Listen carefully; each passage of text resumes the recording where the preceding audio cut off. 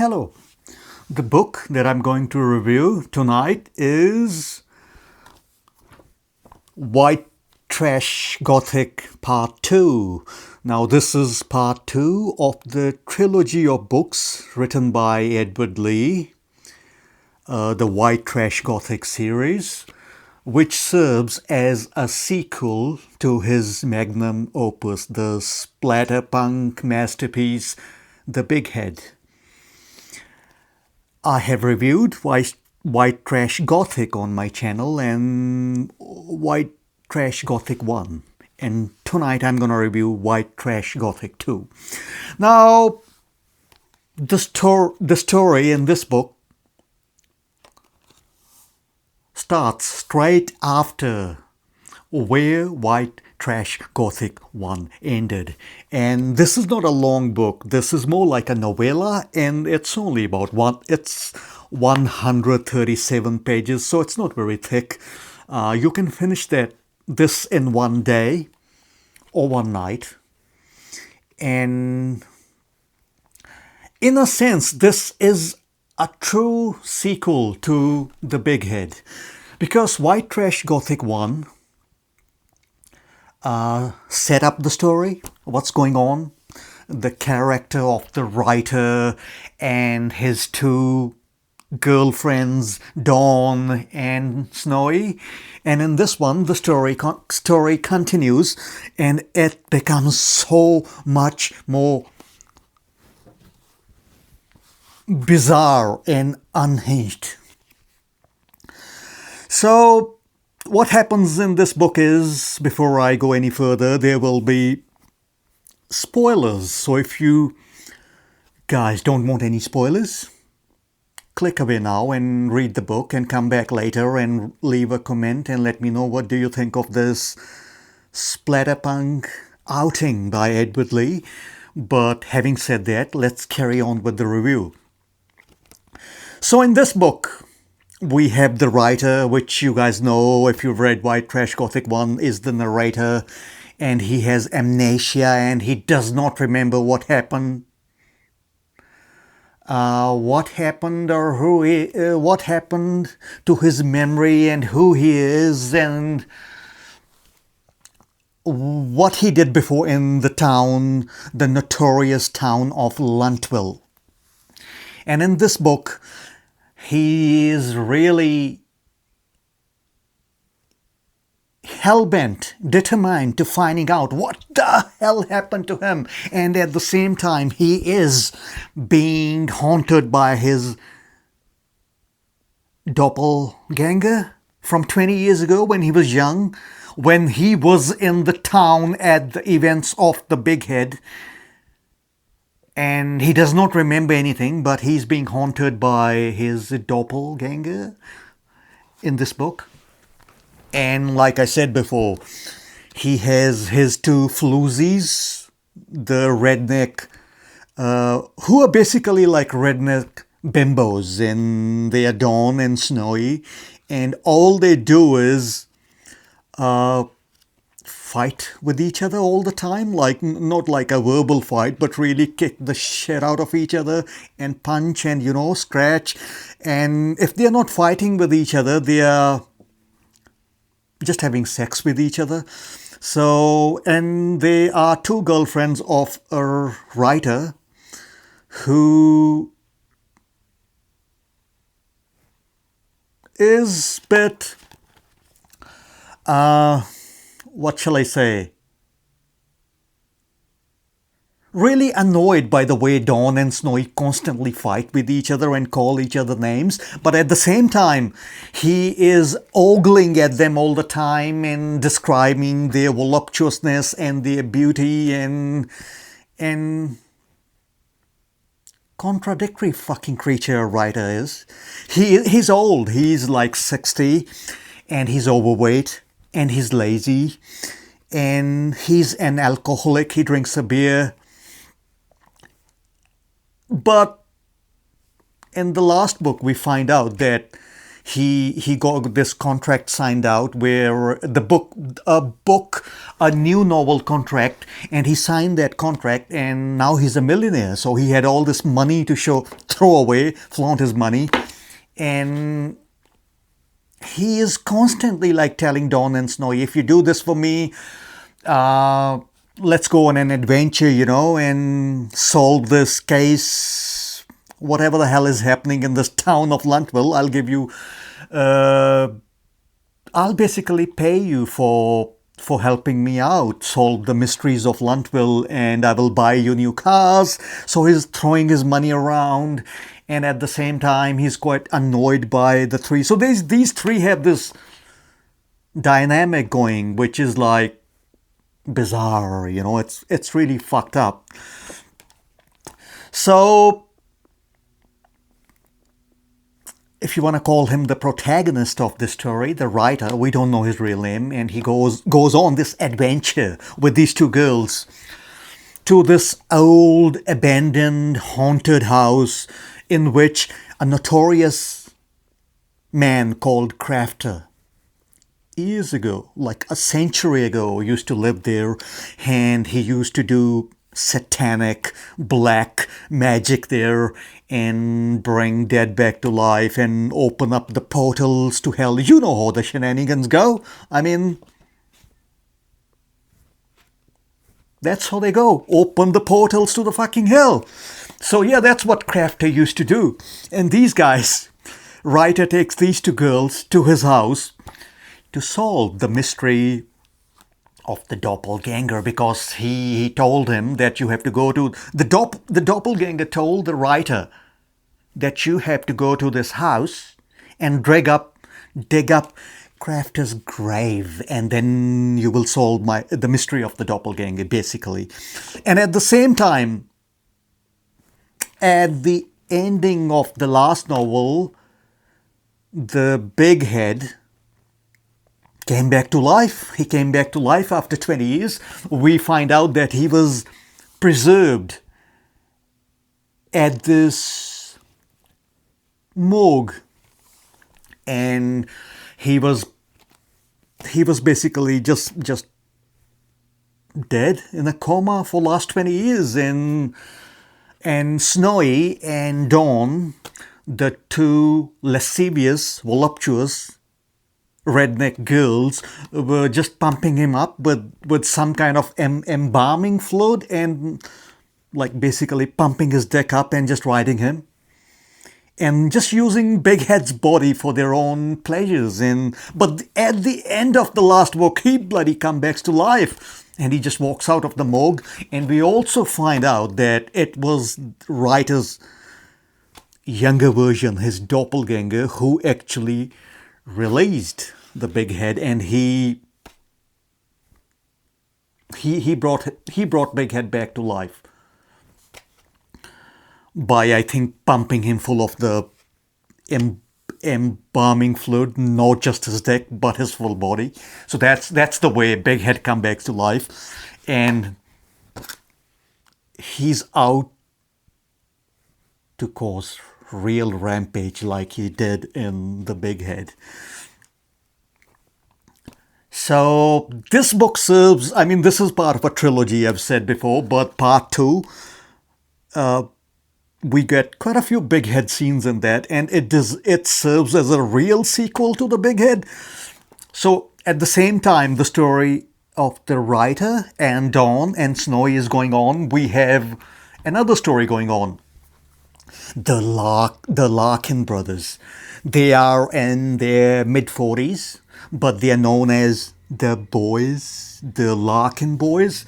And there are 4 of them. We have Clyde, we have Tucker, we have Horace. There was one more of them.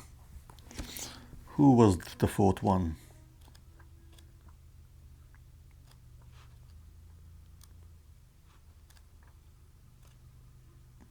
Gut. There are 4 of them. Tucker, Clyde, Gut, and Horace.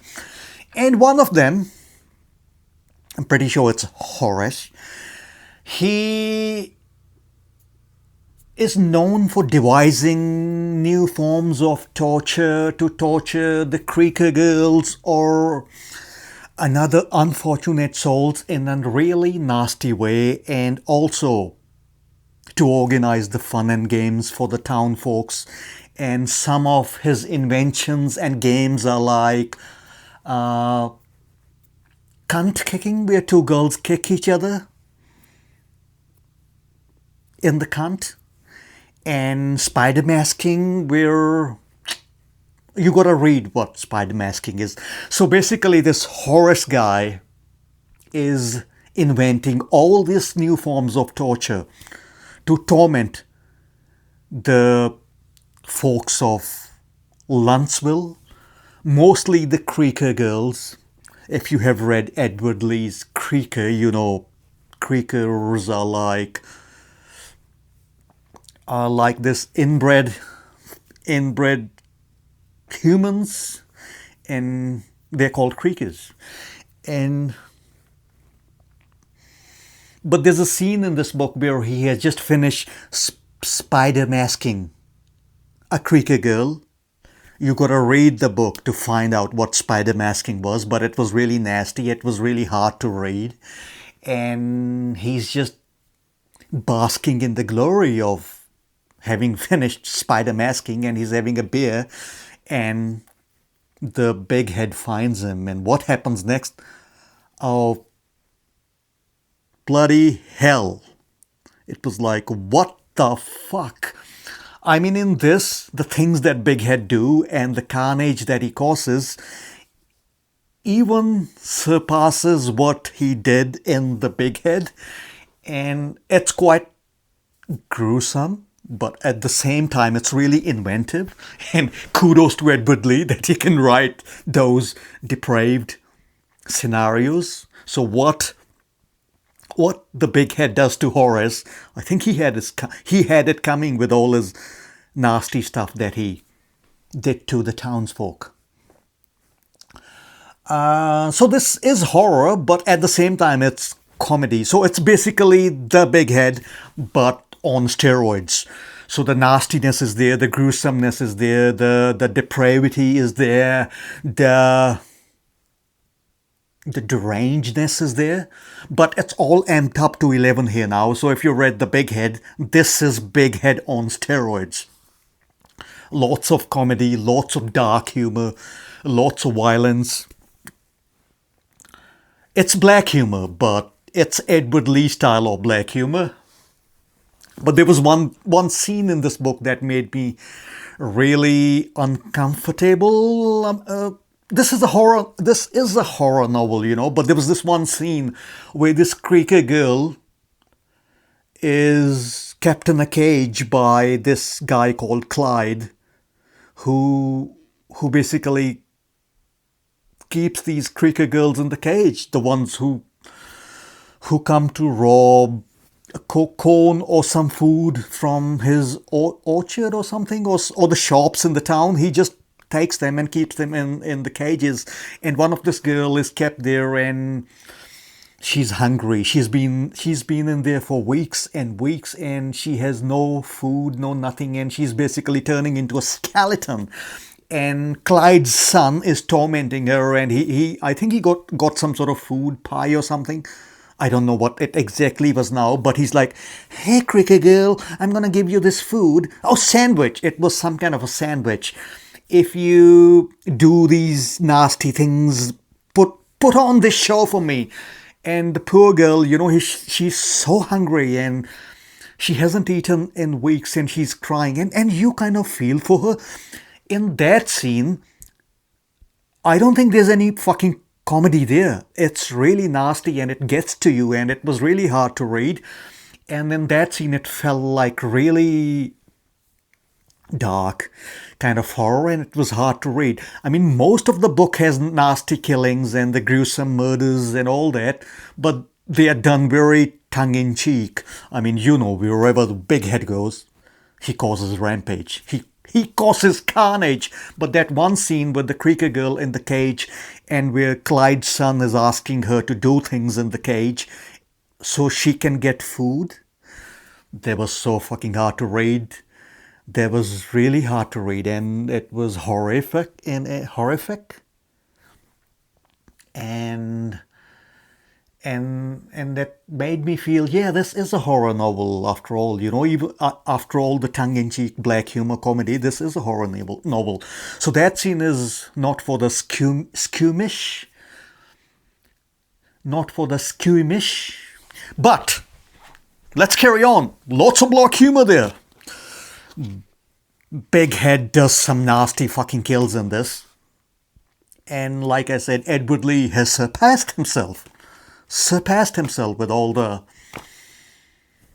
creative killing ways that he has devised for the Bighead.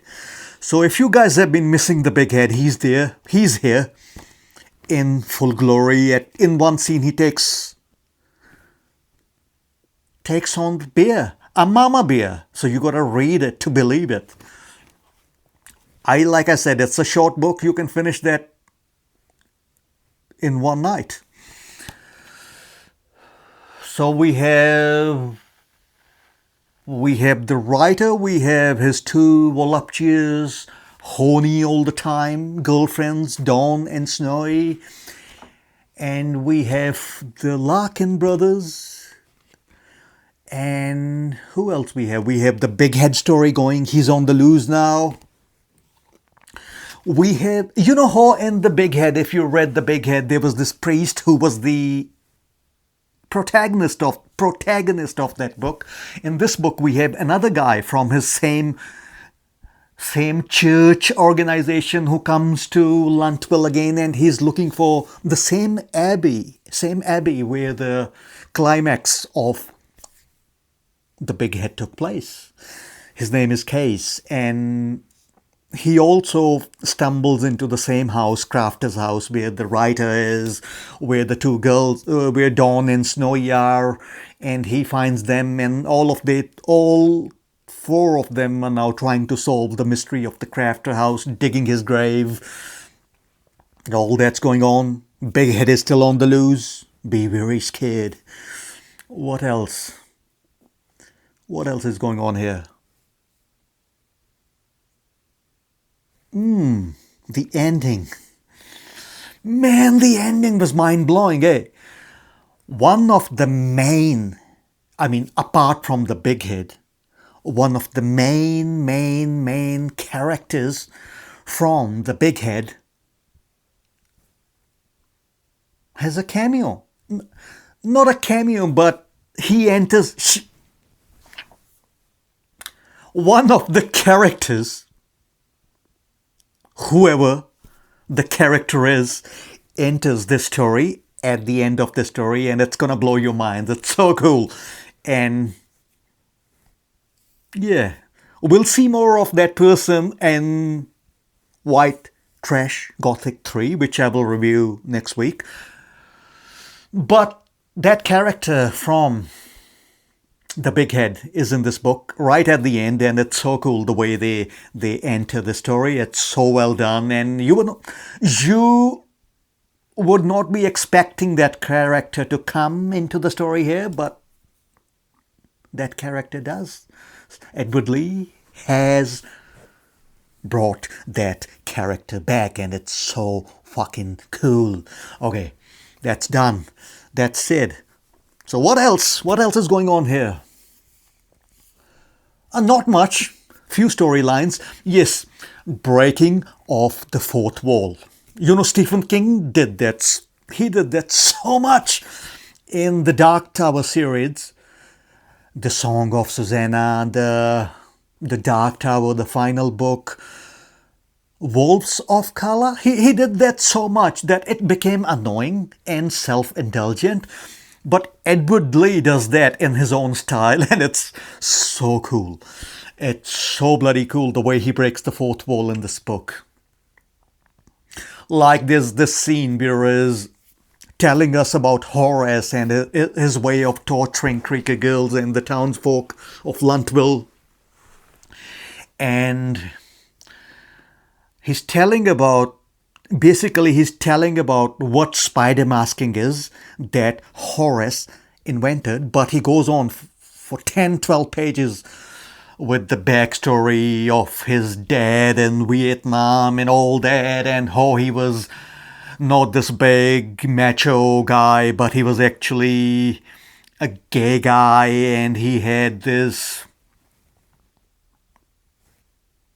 safe in his bedroom, which had a closet. He had a closet and he had a safe, and in the safe were all these gay magazines and dildos and masks, like those BDSM masks they put on their faces. So he had all those sex toys in there, and all these boys who thought their dad was like this big war hero, and he was quite a macho man. He was not. He stumbled upon his magazines, and it's quite hilarious. And that scene about his heroic exploits in Vietnam goes on and on. Like when they were kids, he used to tell them stories.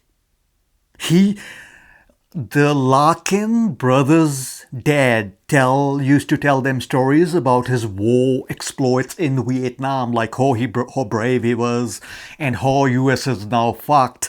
But actually, he was like court-martialed from the army in Vietnam for having sex with another soldier, and he was no war hero at all. And he was actually, he had all these gay magazines and sex toys, and all the boys find out, and the boys become like, oh, dad was like that. And one of the boys is like, oh, you don't choose to be like that. You are either born like that or you are not born like that. It's just the chemistry in your brain. And I mean, like, fuck, Edward Lee goes on and on about their dad and his war days and his sexual exploits, all because to explain spider masking. And he goes on a tangent, but it's not boring. It's like, what the fuck? Bizarre and weird, and with lots of humor. And when we find out what spider masking is after those 12 pages, he goes, okay, I'm gonna break the fourth wall here. Now, this is the sequel to the Bighead. Where the fuck is the Bighead? And then after that, he gives us this scene with Horace and Bighead, and is like, here, readers, you can have Bighead. And that scene is so outrageous.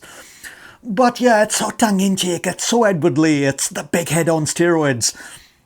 I enjoyed this book. This was pretty cool, and because the Bighead is one of my favorite splatterpunk books. That book, my review of that book on this channel is my most viewed review so far. So check that out if you haven't already. But yeah, I will read White Trash Gothic this week, or I'll finish it within a couple of weeks, depending on how busy I am or how many other hobbies I'm doing and stuff. But this is a cool series, if you like the Bighead, you're gonna devour it. It's pretty cool. You'll finish this book in a day. And if you like my reviews and the books and the genres and all the horror books that I review, please like and subscribe and leave the comments about what do you think of the books that I've reviewed and how did you enjoy them? Is there any other title that you guys and girls would like me to review? Please leave the name of the title in the comments, and I will get to that book sometime in the near future. In the meantime, keep on reading great fiction. Keep on reading great horror fiction. I will see you guys next week. Have fun. Bye for now. Cheerios.